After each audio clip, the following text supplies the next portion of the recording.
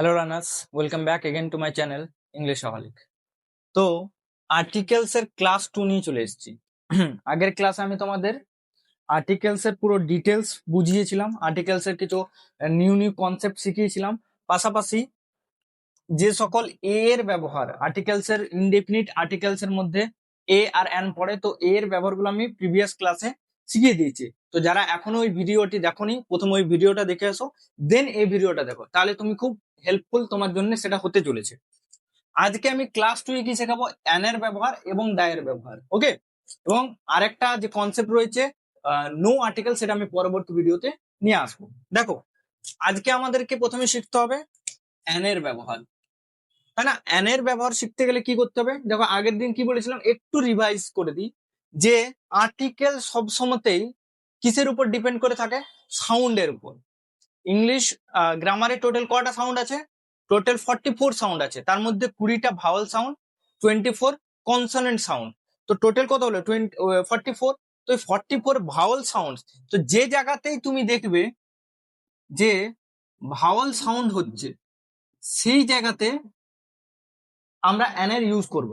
তাহলে আমাদের যে কনসেপ্ট, ওই কোনো ওয়ার্ডের প্রথম অক্ষর কনসোনেন্ট থাকলে এ বসে, ভাওয়াল থাকলে অ্যান বসে, সেখান থেকে বেরিয়ে আসো এবং নতুন কনসেপ্ট যেটা যেটা প্রকৃত ঠিক সেটাকে তুমি একটু জানার বা মনে রাখার চেষ্টা করো, ঠিক আছে? যেমন ভাওয়াল সাউন্ড হলে আমরা অ্যান ব্যবহার করবো। ফার্স্ট, এরও 3টে কনসেপ্ট আছে, 3টে কনসেপ্ট জানলেই এনাফ।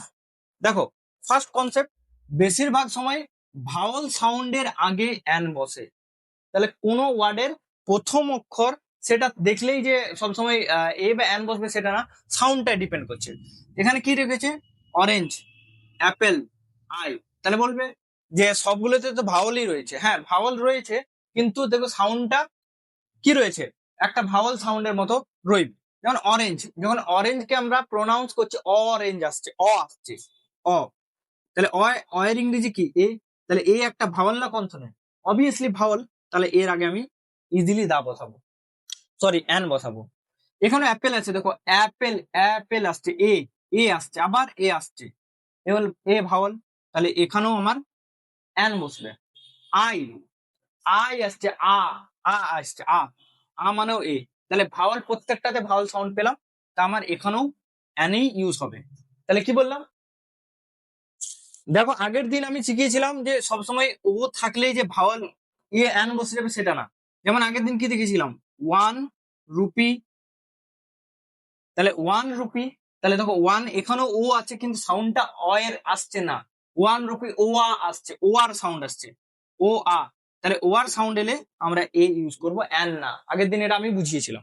সেরকম ক্ষেত্রে ইউরোপিয়ান বা ইউরো যদি লেখা থাকে, ইউরোপ, তাহলে ইউরো, দেখো ইউরোকে উচ্চারণ করার সময় ইউ এর সাউন্ড আসছে, ইউ।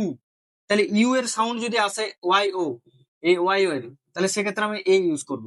তাই মাথা রাখবে যে এ বা অ্যান দেখলেই আমরা হ্যাঁ, তাহলে মাথায় রাখবে যে যদি কোথাও শুধু এই কনসোনেন্ট বা ভাওয়াল থেকে আমরা আর্টিকেল বসাবো না, সাউন্ডটাকে দেখবো। নাম্বার 2 কনসেপ্টে দেখে নাও, কিছু কিছু ওয়ার্ড এর শুরুতে এইচ থাকে, অর্থাৎ কনসোনেন্ট। দেখো, কিছু কিছু ওয়ার্ড আছে, আওয়ার, অনার্স, দেখো প্রথম অক্ষরটা এইচ, তাহলে আমাদের ওই পুরোনো বস্তা পচা রুলস এর অ্যাকর্ডিং এখানে তো এ বসে যাবে। এখানে যেহেতু এইচ একটা কনসোনেন্ট, তাহলে এ বসবে। তাহলে এখানে ভুল হয়ে যাবে আমাদের, কেন? কারণ আবার পরেরটা পড়ো, এইচ থাকলে কি অর্থাৎ কনসোনেন্ট, কিন্তু উচ্চারণ ভাওয়াল এর হয়। দেখো এইচটা আছে, কিন্তু এখানে এইচ এর যেটা সাউন্ড সেটা কিন্তু সাইলেন্ট থাকে। এইচ এর সাইলেন্ট কিন্তু সাইলেন্ট থাকে, সরি, এইচ এর সাউন্ড সাইলেন্ট থাকলো। তাহলে দেখো আওয়ার, এখানে হাওয়ার আমরা বলি না, হয়ের সাউন্ড আমরা আনি না, অয়ের সাউন্ড আনি, আওয়ার, অ আসছে মানে এ, তাহলে এখানে আমার অ্যান হবে। এই ক্ষেত্রেও সেম, অনার আমরা বলি না, হনার বলি না, আমরা অনার বলি। তাহলে অনারের ক্ষেত্রে আমরা অয়ের সাউন্ড পেলাম, তাই এ লিখবো। নাম্বার 3 দেখো অনেস্ট ম্যান, এখানে হনেস্ট ম্যান বলি না আমরা, হনেস্ট ম্যান নয়, অনেস্ট ম্যান। তাহলে এই এইচটা সাইলেন্ট, এইচ এর ওয়ার্ডটা কিন্তু সাইলেন্ট, তাই এখানেও আমাদের অ্যান এর ইউজ হবে। তো আশা করি দুটো কনসেপ্ট বোঝা গেল। চলো 3 নম্বর কনসেপ্ট দেখা যাক। দেখো, কনসেপ্ট 3, কি কনসেপ্ট? কোন শর্ট নামের প্রথম অক্ষর দেখে এ বা অ্যান বসে।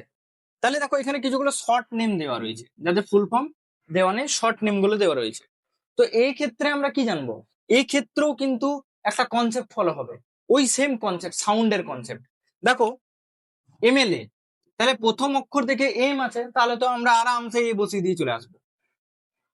কিন্তু এই ক্ষেত্রেও সেম ভুল করে আসবো আমরা, কেন?